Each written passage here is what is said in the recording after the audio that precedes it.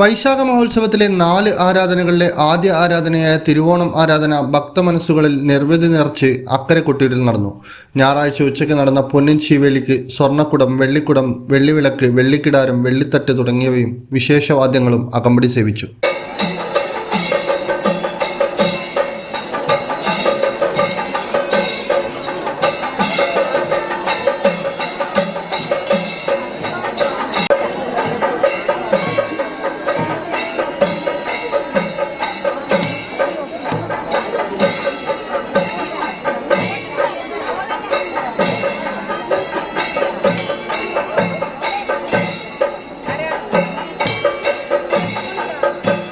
വൈകുന്നേരം പഞ്ചഗവ്യം, നവകം, കളഭം എന്നീ അഭിഷേകങ്ങളും നടന്നു.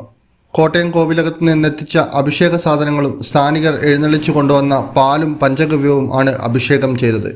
പൊന്നിൻ ശീവേലിയും ആരാധന സദ്യയുമാണ് ആരാധന നാളിലെ അതിവിശേഷ ചടങ്ങുകൾ.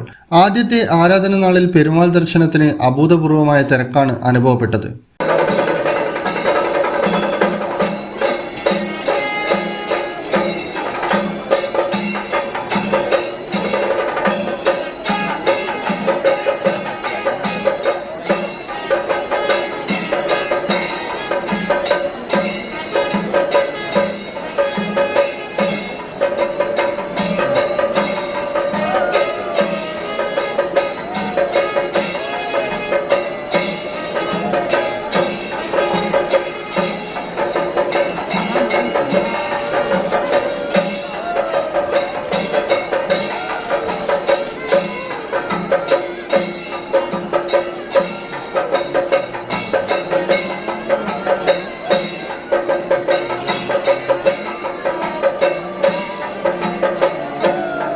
വൈശാഖ മഹോത്സവത്തിലെ അതിവിശിഷ്ട ചടങ്ങുകളിൽ ഒന്നായ ഇളനീർ വെപ്പ് ചൊവ്വാഴ്ചയും ഇളനീരാട്ടം ബുധനാഴ്ചയും നടക്കും.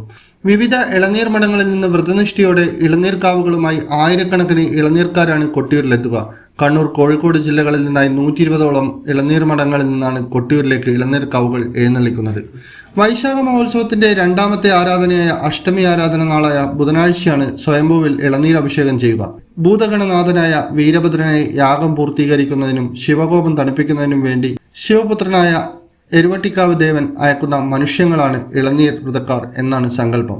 ആയിരക്കണക്കിന് ഇളനീർ വ്രതക്കാരാണ് കാറ്റും മഴയും വെയിലും വകവെക്കാതെ നഗ്നപാതരായി ആത്മസമർപ്പണത്തിന്റെ ഇളനീരുമായി കൊട്ടിയൂരിലെത്തുന്നത്. ഇന്നറിയാൻ ന്യൂസ് കേരള, കണ്ണൂർ.